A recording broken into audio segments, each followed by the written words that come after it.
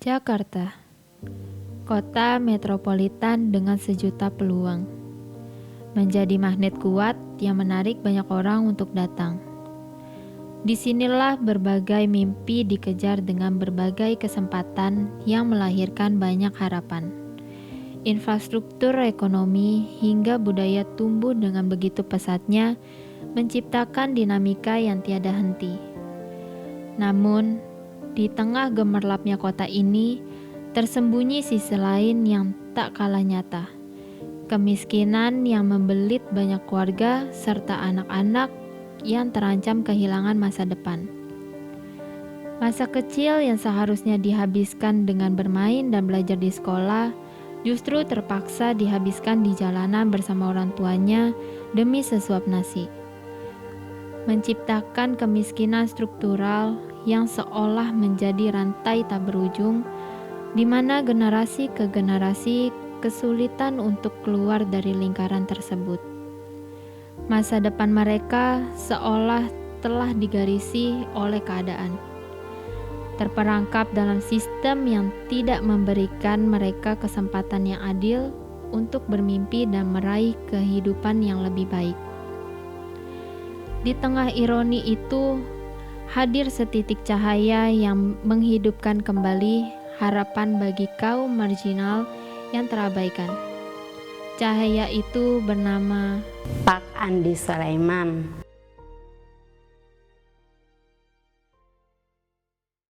Ialah Bapak Andi Sulaiman, seorang pendeta di gereja GPIAI Eloy. Terketuk hatinya ketika melihat kenyataan bahwa begitu banyak anak-anak di sekitarnya hidup tanpa pendidikan, terperangkap dalam kerasnya kehidupan jalanan. Pengalaman melayani anak-anak jalanan di berbagai tempat membuatnya tak bisa tinggal diam, mendorongnya untuk bertindak nyata. Awalnya Pak Andi kan sering berbagi kasih ya ke kolong Juanda. Di situ ada kaum marginal, pemulung, pengamen. Jadi setiap hari Selasa dulu Pak Andi sering bagi-bagi makanan di situ. Kebetulan saya berbagi cerita sama Pak Andi, ini gimana ya untuk menunjang anak-anak mereka, maksudnya anak-anak mereka orang tuanya mulung, anaknya ikut mulung juga gitu. Jadi tukar pikiran, ternyata Pak Andi bilang saya ada sekolah katanya gitu. Sekolah itu gratis, dari mulai pakaian segalanya semuanya gratis, yang penting dia mau nganter aja gitu kan. Dan dari situ sebelum anak saya masuk, ada beberapa anak teman sudah saya masukkan duluan gitu. Jadi itulah awalnya. Jadi waktunya anak saya sekolah, saya juga dari TK dia udah di sini.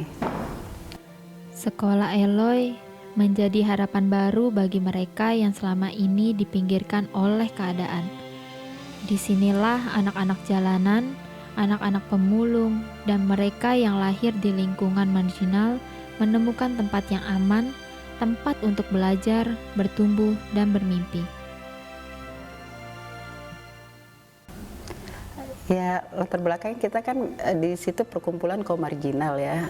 Jadi nyari sekolah itu, teman-teman saya itu punya anak usia 8-9 tahun itu belum sekolah gitu, karena terhalang walaupun masuk ke negeri bisa, tapi kan dari pakaian, nanti sepatunya segalanya kan harus beli juga gitu. Jadi kadang mereka udah umur 9 tahun juga belum masuk sekolah gitu. Jadi karena Pak Andi, tadi saya tukar pikiran sama Pak Andi gimana caranya supaya mereka bisa sekolah. Kadang ada juga yang belum punya akte kelahiran gitu, jadi kan untuk sekolah ke negeri ke apa kan agak nggak bisa masuk ya.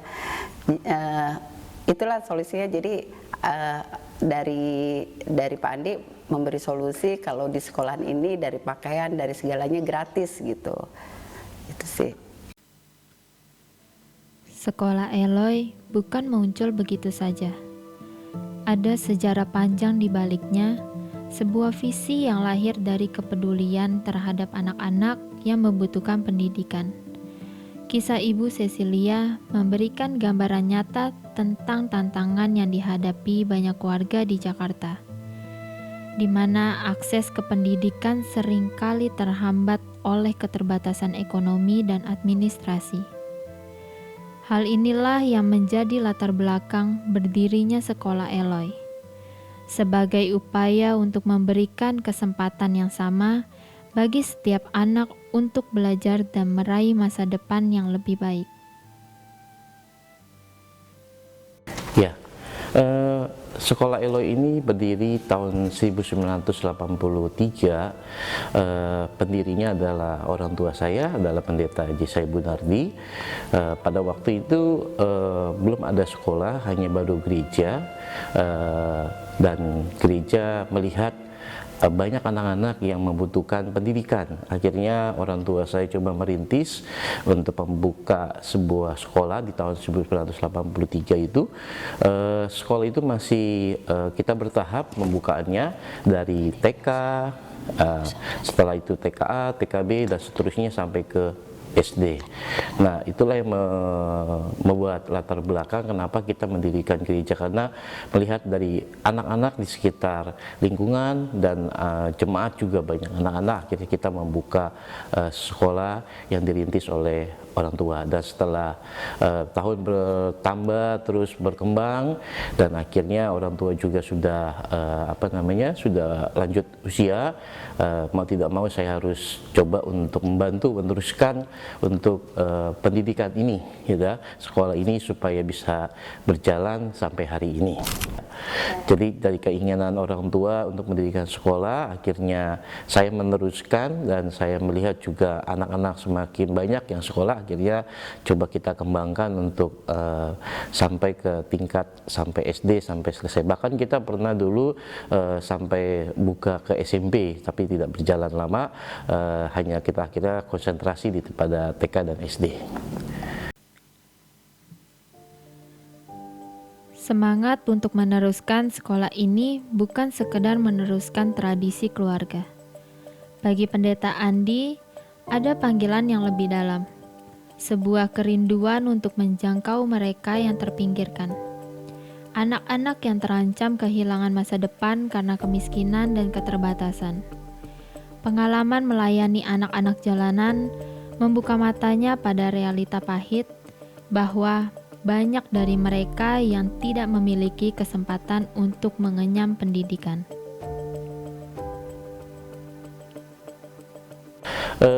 Setelah saya masuk dalam dunia pendidikan dan meneruskan pendidikan ini, sekolah ini, saya melihat banyak anak-anak di luar sana yang membutuhkan pendidikan, membutuhkan sekolah, mereka belum sekolah. Dan setelah saya melayani di anak-anak jalanan, baik di Juanda, baik di di Jembatan 2 dan sebagainya lah ya, di Peluit, dan setelah saya keliling beberapa saya melayani anak-anak yang jalanan, anak-anak pinggiran, saya menemukan di sana banyak sekali anak-anak yang tidak sekolah, tidak mendapatkan pendidikan. Karena kenapa? Karena mereka, yang satu ya utama adalah segi dana, yang kedua adalah surat menyurat yang tidak ada. Dan akhirnya saya punya kerinduan bagaimana supaya mereka dapat pendidikan. Dari situlah akhirnya saya coba mengajak anak-anak itu untuk yuk sekolah. Kamu tanpa memikirkan apa-apa datang saja sekolah, itu sudah saya rasa sudah sangat senang sekali supaya mereka mendapatkan pendidikan. Nah, dari situlah akhirnya saya coba mencari murid-murid untuk mereka bisa sekolah, khususnya anak-anak yang saya temukan misalkan dalam pelayanan anak jalanan, dimanapun saya melayani, kalau memang lihat ada anak yang belum sekolah, rasanya saya tergiris gitu loh, kok anak ini nggak sekolah gitu loh, kenapa mereka tidak mengenal huruf, tidak mengenal angka, dan tidak bisa sama sekali membaca. Jadi kerinduan saya disitulah akhirnya bagaimana ya supaya anak itu bisa mendapatkan baca tulis dan bisa berhitung. Itu yang membuat akhirnya saya coba bagaimana anak itu bisa meraih yang namanya sebuah impian nanti ke depannya. Perjuangan Pendeta Andi tidaklah sendirian. Ia didukung oleh para guru yang berdedikasi dan memiliki semangat yang sama untuk memberikan yang terbaik bagi anak-anak. Para guru ini tidak hanya mengajar, tetapi juga menjadi sosok panutan yang memberikan kasih sayang. Mereka memahami bahwa setiap anak memiliki potensi yang unik dan berharga. Yang membuat saya tertarik untuk mengajar di sekolah ini adalah pengalaman pertama kali saya datang di sekolah ini. Sebelumnya saya sempat searching di Google karena saya dapat nama sekolah ini itu SD Eloy. Saya sempat searching di Google, saya cari tahu bagaimana latar belakang sekolah ini, tapi hanya sekilas saja yang saya dapatkan. Dan waktu pertama kali saya datang ke tempat ini, bagi saya sesuatu yang membuat saya kayak kaget, ada ya sekolah yang kecil begini. Tapi dikatakan sama dosen saya bahwa jangan lihat sekolah ini, tapi apa yang kamu dapatkan dapat kamu terapkan kepada anak-anak yang ada di sekolah ini. Dan pengalaman pertama saya waktu saya mengajar di sekolah ini adalah saya tidak melihat gaji yang saya dapatkan, tetapi bagaimana saya mau menerapkan setiap ilmu yang saya dapatkan di kampus saya untuk mengajarkan anak-anak di sini. Karena bagi saya, ketika kita mengajar sebagai seorang pendidik, mengajar anak-anak jalanan, pasti kita bisa menerapkan banyak hal yang kita dapatkan, sehingga mereka juga bisa mendapatkan pengetahuan yang baik. Anak-anak jalanan memang butuh untuk sekolah. Sebelumnya memang saya belajar mengajar hanya di sini saja awalnya, tapi dari sini saya belajar mengajar di tempat lain juga. Dulu juga saya bergabung dengan LSM ya, mengenai anak jalanan juga. Banyak yang tidak sekolah ya, banyak tidak sekolah. Dengan di sini mengajak anak-anak yang di luar yang mungkin ya secara materi itu kurang, untuk sekolah saja mungkin mereka ya tidak bisa ya, karena satu, surat-surat kurang, surat-surat itu nggak ada. Terus secara biaya, kalau swasta kan mahal, negeri juga pasti ditanya ya, untuk pakaian kan juga beli, nggak mungkin nggak beli. Bersyukur ya di sini ada untuk mengajak anak jalan untuk sekolah juga, karena mungkin nanti kehidupan mereka lebih baik karena ada pendidikan, minimalkan jenjang pendidikan kan 9 tahun, minimal SD saja. SD sudah bisa baca, bisa nulis ya, sedikit ada pengetahuan, mereka nanti bisa melanjutkan lagi gitu. Sekolah Eloy adalah tempat di mana setiap anak memiliki kesempatan untuk berkembang. Proses pembelajaran di sini tidak hanya berfokus pada akademis, tetapi juga pada pembentukan karakter. Guru-guru berusaha mendekati setiap siswa dengan penuh pengertian, memahami bahwa setiap anak memiliki kebutuhan dan potensi yang berbeda. Di dalam kelas, pengetahuan dan nilai-nilai kehidupan ditanamkan, menjadi bekal bagi masa depan mereka.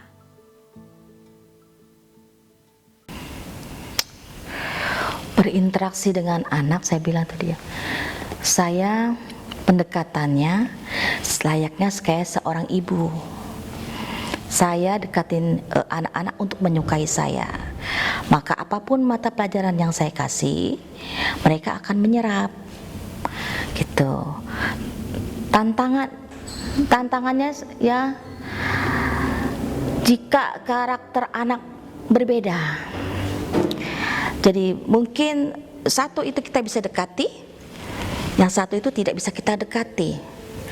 Jadi cari lagi pendekatan yang benar-benar bisa saya mendekati satu anak lagi, karena setiap anak itu beda karakter gitu. Tapi saya berusaha seperti layaknya teman, ibu gitu loh.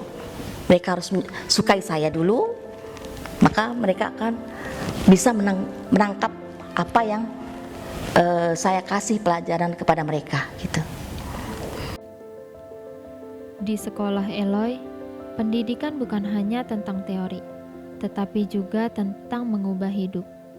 Setiap siswa memiliki cerita dan impian masing-masing, dan sekolah ini berusaha untuk menjadi jembatan bagi mereka untuk meraihnya. Nama aku Yulita Albertina, abis itu biasa dipanggil Yulita. Umur aku 12 tahun. Kelas aku kelas 5. Hobi aku main sepeda. Cita-cita aku jadi polwan. Cita-cita aku mau jadi pelatih boxing. Cita-cita aku jadi guru. Senang banget karena bisa punya banyak teman. Senang sih bisa kenal teman-teman banyak, guru-gurunya juga baik, pelajarannya juga enak. Senang banget bisa sekolah di sini, gurunya baik-baik banget. Saya senang banget belajar di sini, di sekolah di Elo ini. Misalkan kalau kamu punya kekuatan super, kamu mau punya kekuatan apa? Sembuhin orang. Kenapa begitu? Mama saya punya penyakit paru-paru, itu harus dioperasi. Bukan kekuatan untuk menaklukkan dunia, melainkan kekuatan untuk menyembuhkan. Impian sederhana namun begitu dalam, yang lahir dari cinta dan kepedulian seorang anak. Di sekolah Eloy, mimpi-mimpi seperti ini dipelihara, diiringi harapan akan masa depan yang lebih baik. Sekolah Eloy memahami bahwa pendidikan bukan hanya tentang mengisi kepala dengan pengetahuan, tetapi juga tentang mengembangkan karakter, keterampilan, dan kecintaan terhadap belajar. Aku di sini punya sahabat, dia namanya Esther, sekelas sama aku juga. Aku temenan sama dia karena dia baik. Habis itu aku kalau ngomong sama dia nyambung. Saya punya sahabat namanya Vincent, dia kelas 6. Saya kadang-kadang berdua kalau beli makanan sama dia, kadang-kadang main ke rumah saya, main game. Saya punya teman juga namanya Yulita sama Esther, kadang-kadang kita mewarnai, melukis. Ada sih salah satu guru pas aku kelas 1, namanya Miss Yeni, dia tuh guru wali kelas aku. Pas dia ngajar tuh asik banget, kayak nggak dibawa buru-buru lah, jadi enjoy banget sih. Terus pelajaran yang aku suka sih matematika sih, tapi itu juga tambah-tambahan. Aku mata pelajarannya PPKN, itu gurunya Miss Maria. Habis itu satu lagi bahasa Inggris, gurunya Miss Yuli. Sekolah ini memegang harapan. Harapan bagi setiap anak untuk meraih masa depan yang lebih baik. Harapan bagi keluarga untuk keluar dari lingkaran kemiskinan, dan harapan bagi masyarakat untuk menciptakan perubahan positif. Harapan itulah yang menjadi kekuatan pendorong di sekolah Eloy, memberikan semangat bagi guru-guru untuk mengajar, siswa-siswi untuk belajar, dan semua pihak yang terlibat untuk terus berjuang. Harapannya banyak sih ya. Kita nggak mau anak kita mengikuti jejak kita juga gitu, biar apalagi khususnya untuk teman-teman saya ini bawa kolong jembatan gitu kan, jangan sampai nasib orang tuanya menimpa ke anaknya, apalagi zaman sekarang ini gitu. Harapan saya untuk anak-anak di sekolah ini adalah terapkanlah setiap ilmu yang didapatkan dari guru-guru di sekolah ini, jangan melihat tempatnya, tetapi apa yang sudah ditabur, baik itu dalam pendidikan, dari guru-guru di sekolah ini, itu dapat diterapkan untuk masa depan yang lebih baik lagi, untuk menjadi penerus yang baik buat bangsa ini. Harapan saya untuk anak-anak bisa menyerap ya, atau menyerap apa yang kita kasih pelajaran ya, pengetahuan apapun ya, bukan hanya saya aja ya. Pelajaran yang kita kasih mungkin nanti berguna untuk mereka, untuk tahap berikutnya. Kan jenjang bukan hanya SD, nanti masuk SMP. Kayak ada murid satu, dia bilang, makasih ibu udah ngajarin saya komputer. Akhirnya saya senang belajar komputer. Terus saya menggali lagi belajar komputer.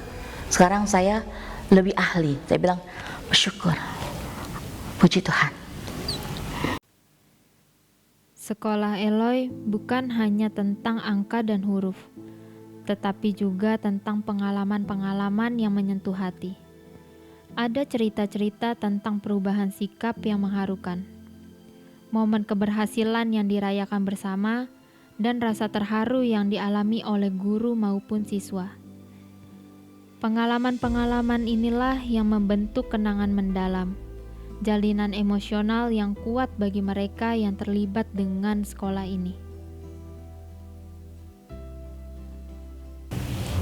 Hal yang membuat saya terkesan di sekolah ini yaitu bagaimana saya bisa melayani anak-anak di tempat ini.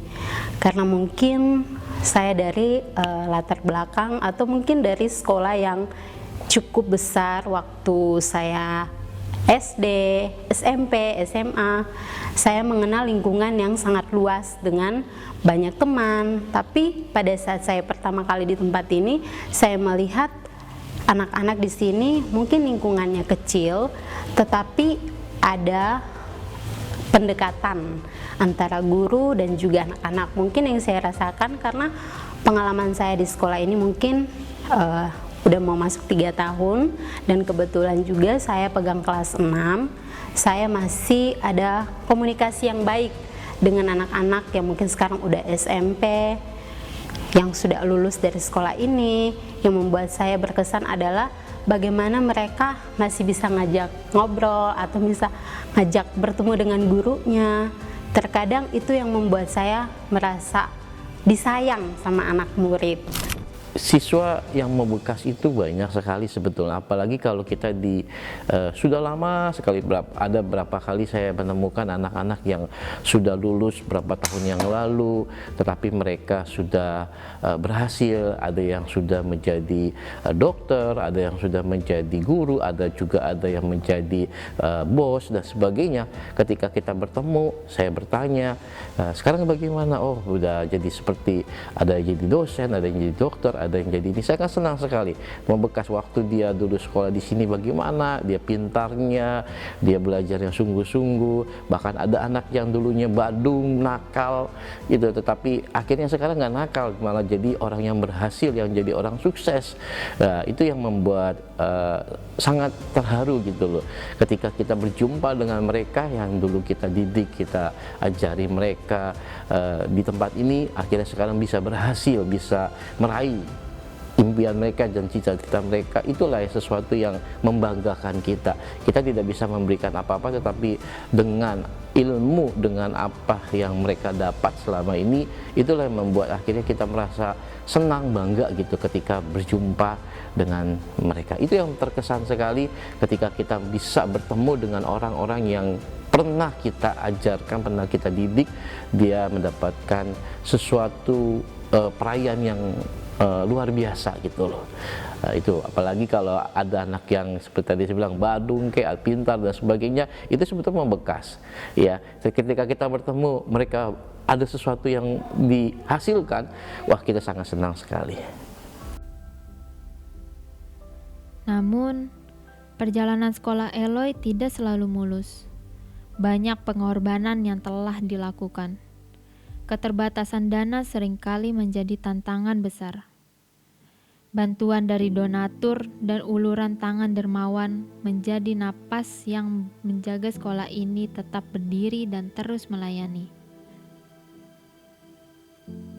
Pengorbanan memang, kalau dibicara pengorbanan itu banyak ya, apalagi dari segi finansial, yaitu keuangan ya. Memang kalau kita bicara soal operasional untuk apalagi anak-anak ini yang jalanan kita tidak mengenakan biaya dan sebagainya, itu juga memerlukan biaya. Tetapi puji Tuhannya saja sampai hari ini kita dicukupi dan Tuhan sediakan semuanya, Tuhan kirimkan orang-orang yang tepat untuk mendukung sampai operasional ini bisa berjalan sampai hari ini. Itu karena Tuhan sendirilah yang menggerakkan para donatur, para sponsor jemaat Tuhan untuk mendukung sekolah ini sampai bisa ada sampai hari ini. Lebih dari sekedar bertahan, Sekolah Eloy terus berupaya untuk mengembangkan potensi setiap anak didiknya dengan sentuhan kasih sayang dan bimbingan yang holistik. Para guru tidak hanya menanamkan ilmu pengetahuan, tetapi juga membentuk karakter dan menumbuhkan rasa percaya diri pada setiap siswa. Pengembangan mereka menjadi bukti nyata bahwa kesempatan yang tepat dapat mengubah arah hidup seseorang. Oh, puji Tuhan ya, dari TKB dia sudah bisa membaca, sudah lancar, sampai kelas 1 ini udah lancar, puji Tuhan. Hafalan ayat-ayat juga puji Tuhan banyak gitu. Dia paling suka sih bahasa Inggris katanya sama komputer gitu. Jadi nilainya itu kalau PJOK rendah, nilai PJOK-nya itu bisa 5 gitu. Tapi kalau bahasa Inggris udah tuh komputer itu tinggi gitu. Terutama taat kepada Tuhan ya. Kita dari kecil kita tanamkan karena ini sekolah Kristen. Kebetulan kita juga Kristen, jadi kita tanamkan dari sedini mungkin untuk mengenal siapa Tuhannya. Di balik berdirinya dan terus berjalannya sekolah Eloy, sosok pendeta Andi Sulaiman memiliki peran sentral. Bukan hanya sebagai pemimpin rohani, kehadirannya adalah roh yang menggerakkan seluruh roda sekolah. Dedikasi dan visi beliaulah yang menjadi fondasi kuat bagi terwujudnya harapan bagi anak-anak marginal ini.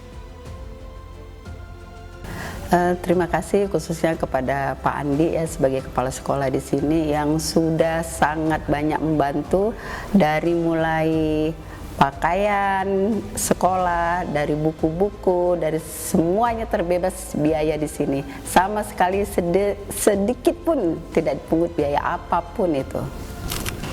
Ya Tuhan, Bapak Andi bagi saya sosok yang baik.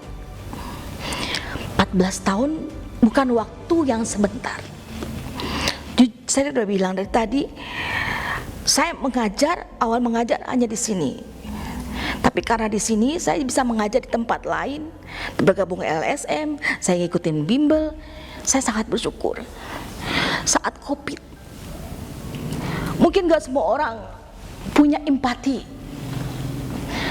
Saat COVID, kita kan gak bisa kemana-mana, makan pun susah. Bapak datang ke kos saya, nganterin makan setiap hari. Habis dia keliling kasih makanan ke orang untuk bantuan. Mana benar Bapak tuh bantu naik atas lantai 4, ketok pintu nganter makan 2 bungkus. Demi Tuhan, gak bakal pernah saya lupa. COVID berapa bulan COVID berjalan. Lama kan? Bantu beras. Benar-benar loh.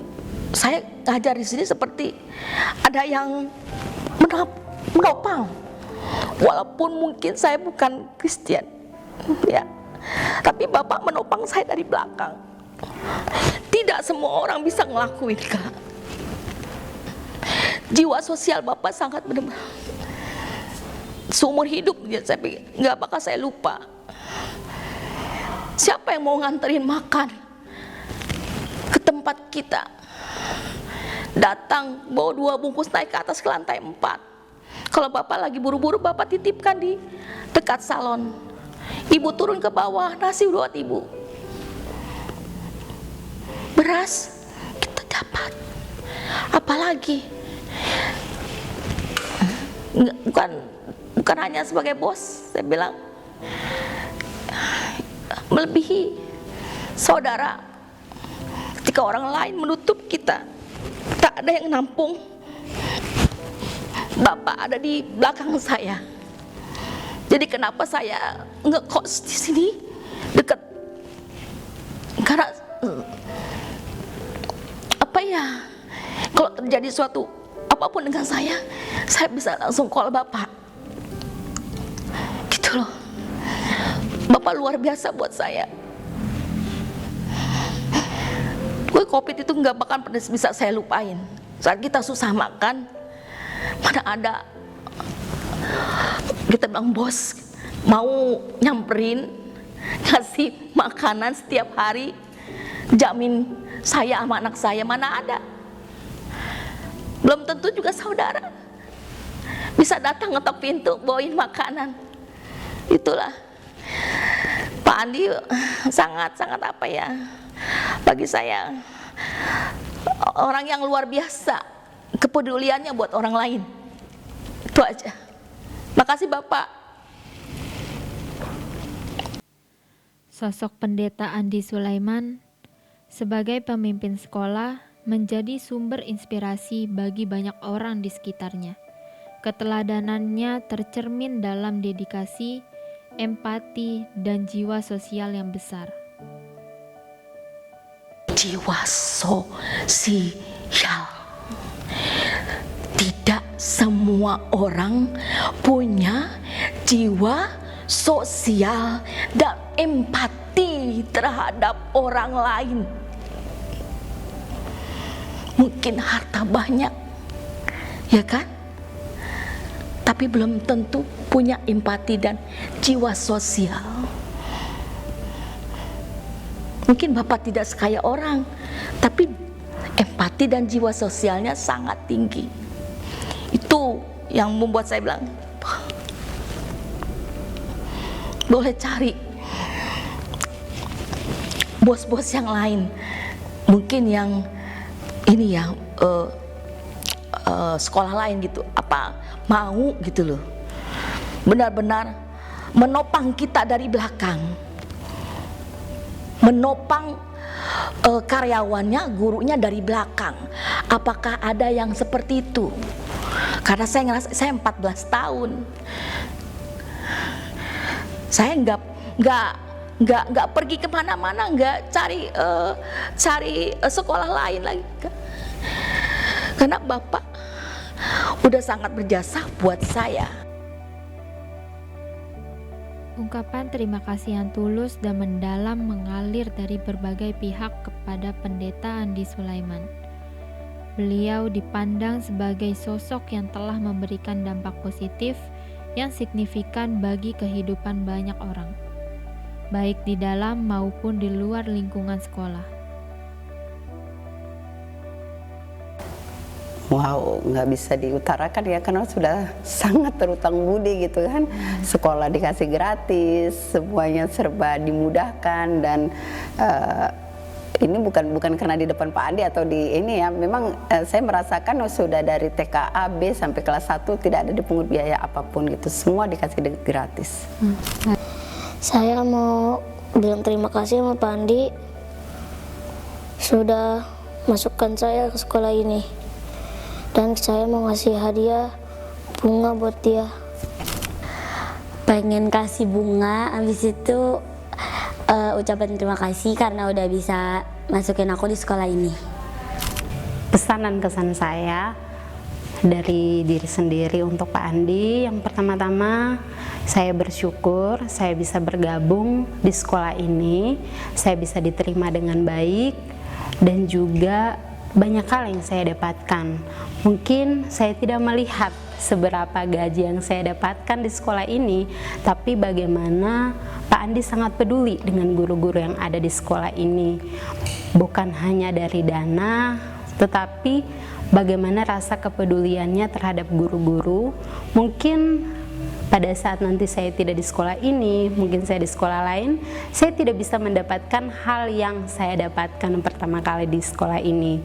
Dan pesan dan kesan saya, apa yang sudah ditetapkan Tuhan buat Pak Andi untuk membangun sekolah ini dengan lebih baik lagi, kita sebagai guru, kita juga mau mendukung, mendoakan, bahkan juga kita bisa membantu.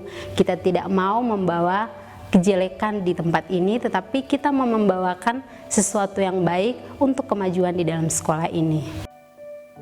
Melalui sekolah Eloy, Pendeta Andi berpesan pada masyarakat bahwa pendidikan adalah tanggung jawab kita bersama. Beliau mengajak kita semua untuk tidak hanya berpangku tangan, tetapi untuk turut serta dalam menciptakan lingkungan yang mendukung perkembangan setiap anak, karena masa depan bangsa adalah di tangan mereka.